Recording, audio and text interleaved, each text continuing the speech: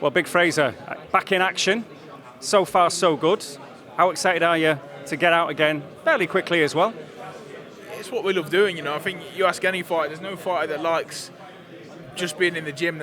Being in the gym gets a bit tedious for me, you know. You're just training with no fight dates. I'm lucky to be on, a great platform that are keeping me busy, and when you have them dates in your head that you're going to be fighting, it gives you that extra bit of drive, makes it easier for me to say no to some things. So I'm just enjoying being active.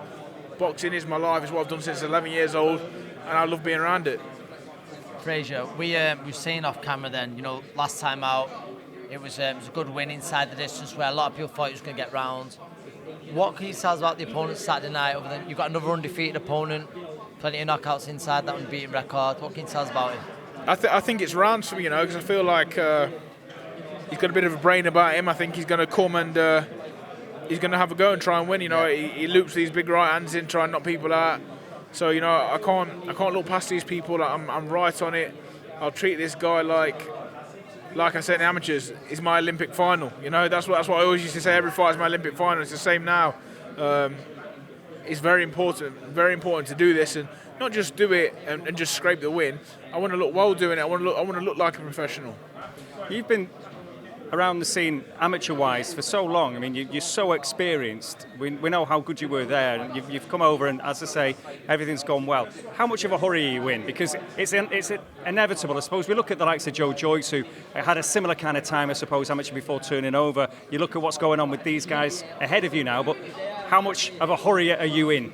I'm not in a hurry or a rush, people keep talking about it, but I remember, like you say, I'm experienced. I've been around. I've seen people in a rush. I've seen people in a hurry, and it don't go nowhere. It ends really quick. Yeah. And then they were a big name, big amateur coming through, and before you know it, they're working a job. They're skinned and box. They used to be a boxer. I don't want to be that guy. Do you know what I mean? And unfortunately, people might get annoyed and frustrated with me fighting these so-called nobodies, but it's not like that. It's all calculated.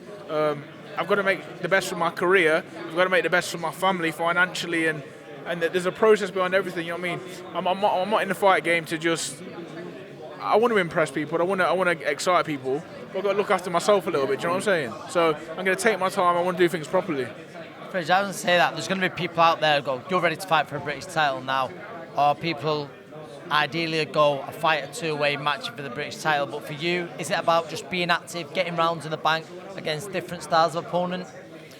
It's about improving, and doing a lot of the work in the gym. A lot of work in the gym. I can remember seeing you coming up and you did things like in a process. I remember you watching boxing for an English title one time. I think. It would have been in Bolton. Then you went from then, and eventually you ended up as a world champion. But it's that in between, you can't skip. You can't just skip that. You've got to do it. You've got to do it. So I'm just enjoying being in the moment, being present, and doing the right things. It's some scene you're going to be involved in, though, isn't it? I mean, it is incredible. The amount of good heavyweights now knocking around the UK. Then there's the guys that are very, very elite, flying the flag, internationally. We know the names. But again, you must just think, this is fantastic. What a time to be alive. It's competitive. And that the division went bad for years, if you remember, because there wasn't competitive fights. I mean, I look around and obviously I back myself against anyone I get in the ring with, but they're all hard fights, they're all competitive fights, and I need to improve to win them. I know that.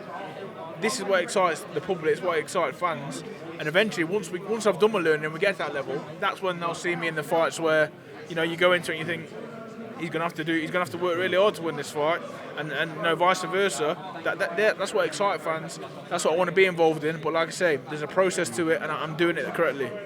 Frazer, not away from boxing, but you got a lot of love a few weeks back from your comments in the studio, working the fight for the big Usyk Joshua fight. But you mentioned about fights, about learning.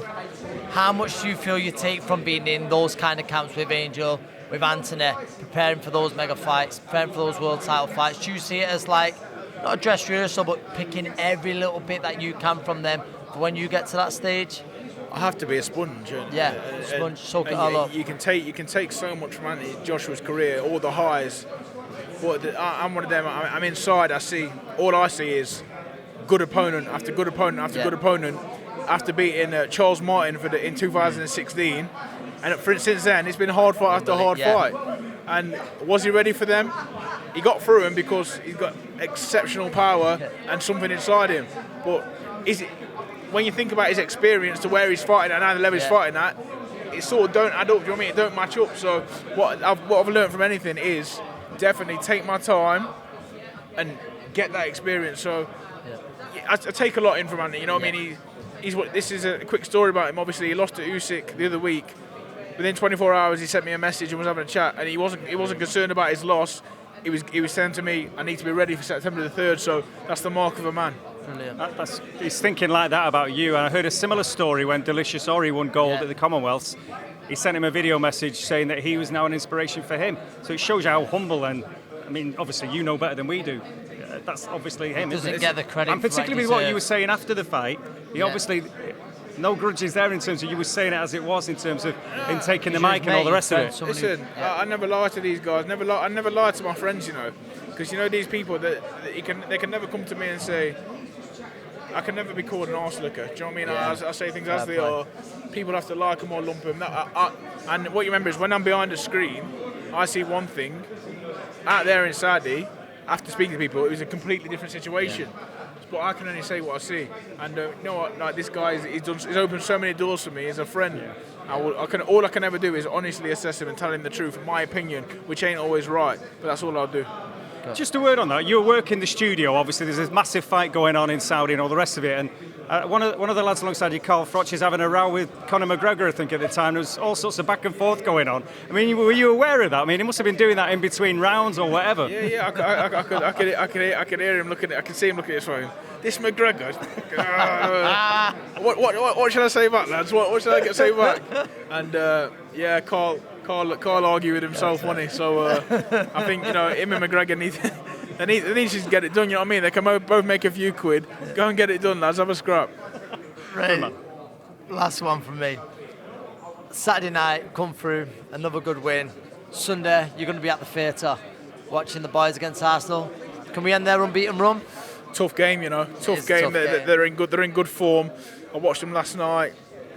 They've got Jesus now, so that's goals, mate. He's playing well, isn't he? I think we've got a bit of momentum myself, though. Last I was there at Southampton. No, I wasn't there at Southampton. I was there for the Liverpool game. I seen a team, and I watched Southampton again. I seen a team playing better together. He's made some big changes, and do you know what I mean? Like he's literally wearing his heart on his sleeve, and if the boys turn up and putting the effort in and playing for him, that's all I want to see. Same. The results will come. Same.